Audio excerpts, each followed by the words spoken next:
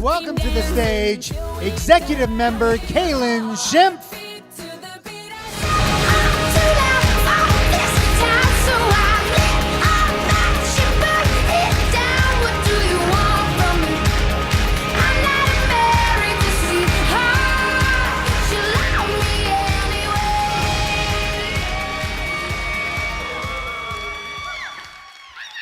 Awesome. Look at this turnout. Holy cow. And let's hear it for the people that have been putting on this event. What an incredible experience to go to.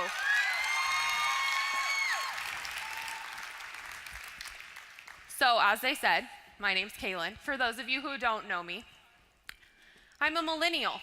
And I know a lot of you are thinking, I have no idea what that is. Well, it means I'm a baby. I just turned 24 years old yesterday. It means I reached adulthood in the 2000s. That's the technical term, that I was born between 1980 and the 2000s. But it means I'm a part of the tech age. I'm a part of the 80 million young adults born in this time frame. A part of a generation with almost $1.7 trillion in buying power annually. I'm a part of the new age. When I joined this company, I was a baby 22 years old, fresh out of college, and living what I thought was the adult dream. I was the millennial statistic. I was making about $1,200 a month, kind of sort of making my ends meet, hoping that my ends would like wave at each other from across the corner kind of thing. And if I did the math right, I would be out of the loan or out of the debt I put myself in by the time I was old enough to draw Social Security. Living the millennial's dream, right? Of course, I started this for weight loss. That freshman 15 quickly turned into a freshman 40. And in the age of thigh gaps and crop tops making a comeback, I couldn't wake up every morning and look at a really awesome spare tire and this really awesome set of thunder thighs. So I started. I maxed out my one credit card as I sat next to Robin Packard at a cutting show in Colorado. And I knew I had to make this business work, if for any other reason than not to be stuck making the $50 a month credit card payments for the next 7 months.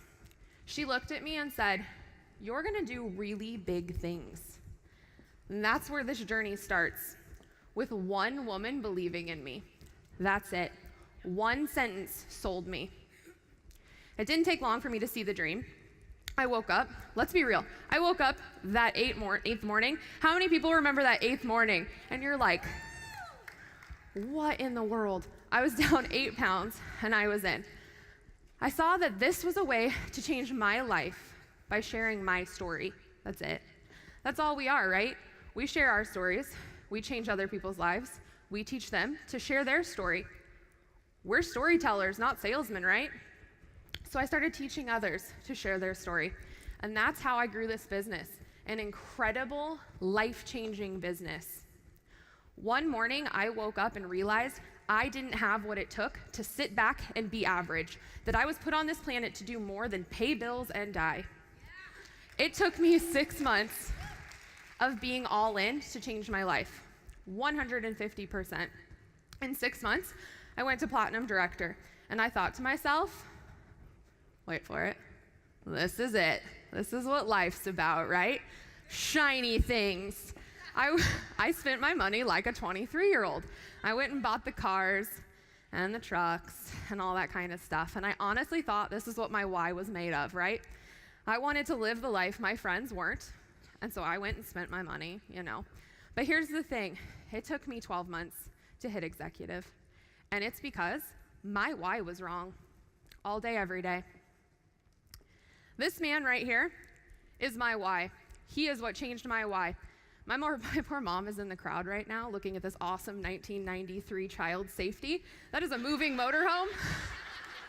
And my father is driving the motorhome. This is my dad, the man that taught me to fish, pull a horse trailer, and told me, you do whatever you want to do in this world. In August, I received a phone call no 23-year-old expects to get while making dinner. It was my sister-in-law saying my father had fallen. He was unresponsive, and they were taking him to the hospital. I hung up the phone and booked a flight within minutes. My very first event was a year ago today. I was sitting in Nashville, and I remember sitting in the front row, and listening to Freddie Elias speak. And I am so excited Freddie gets to talk at this event.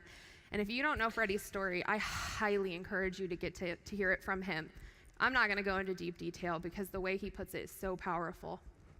But I remember sitting there and listening to him talk about his son getting ill, and that he sat in that hospital for, I don't even remember how many days, but there was a point where he didn't leave the hospital room. He didn't know if it was day or night.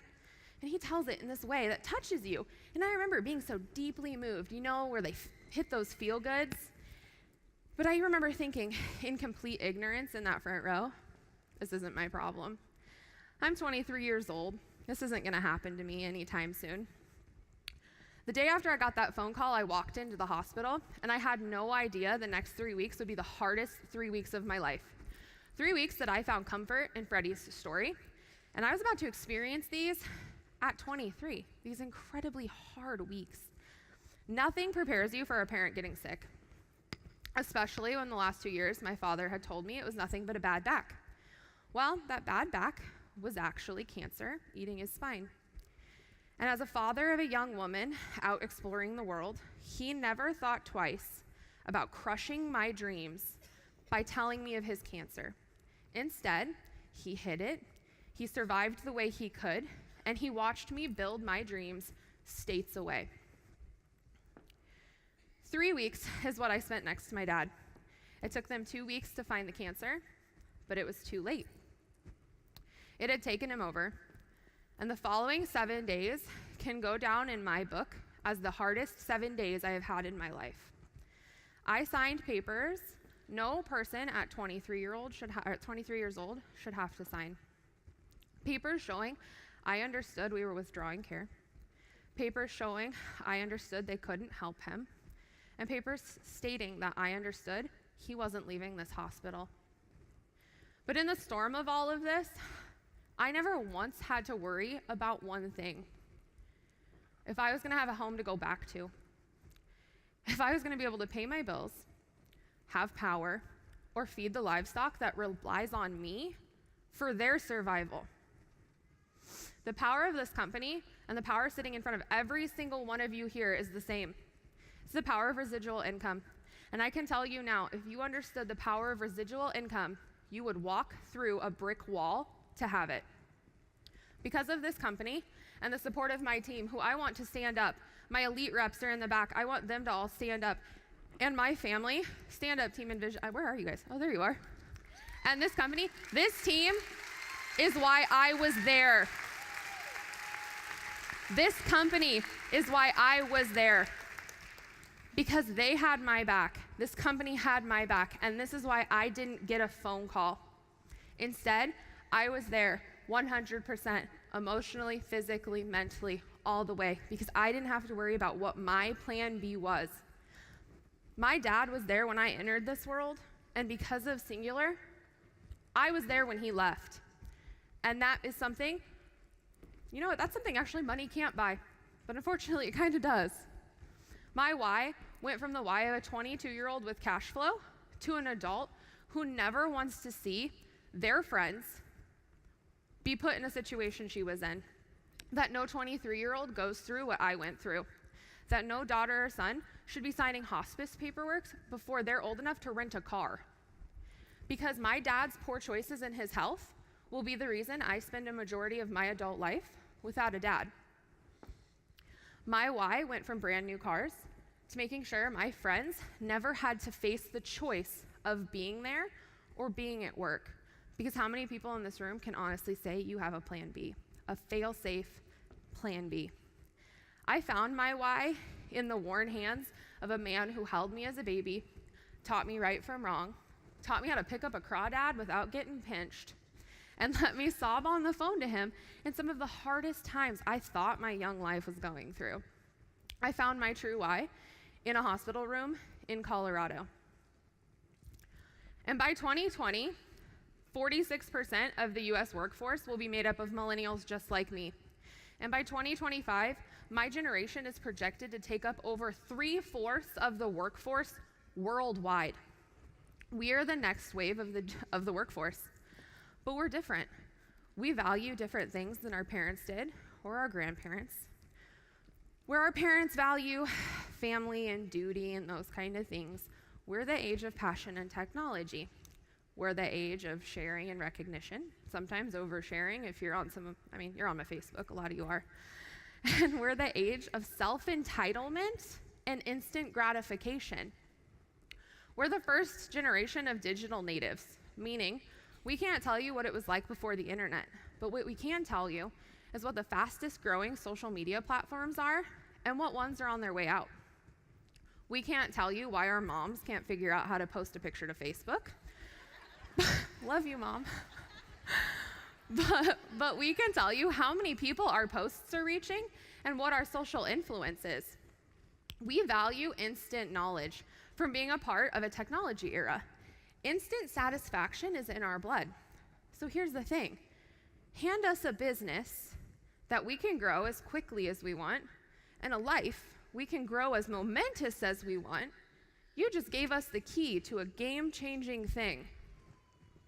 Now, this doesn't mean you should go home and sign up your 18-year-old son who lives in your basement and spends 90% of his day on his Xbox. This means seek the statistic. 63% of millennials have a bachelor's degree. And coming out of college, the average debt of those millennials is $45,000.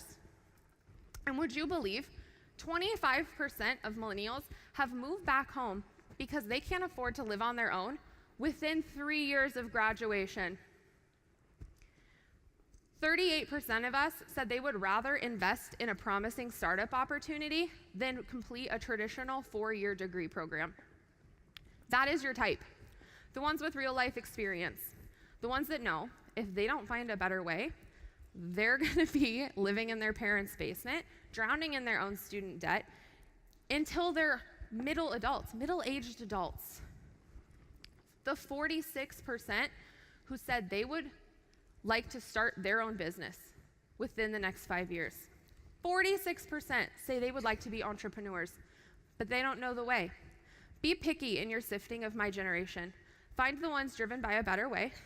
Find the ones who want the freedom, who have the passion. Because as employees, we're only averaging $40,000 a year, with only 1 in 10 of us making over $100,000. Yet we expect flexibility, high pay, promotions within a year, more vacation and personal time. Tell me the ideal job to a millennial is not this company. As consumers, we have a huge buying power, over $1.7 trillion a year.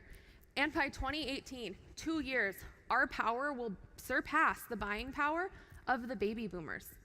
We will be the strongest buying power worldwide in the next 2 years.